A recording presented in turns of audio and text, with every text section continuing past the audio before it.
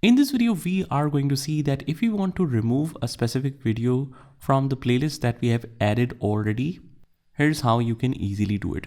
First of all, you need to locate that specific video which you want to remove from the playlist by clicking on the YouTube Studio and then go in the content and search for that specific video. Click on that to open that up, and at the bottom right here, you can see the playlist. All you have to do is just uncheck this and click on done.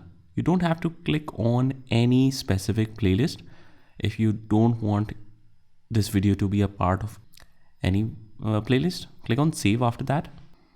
Alternatively, you can try to remove all the videos from the specific playlist. What you can do is you can check the videos, you can click on add to playlist, you can uncheck those. You might need a couple of tries to do that, means the signs might change.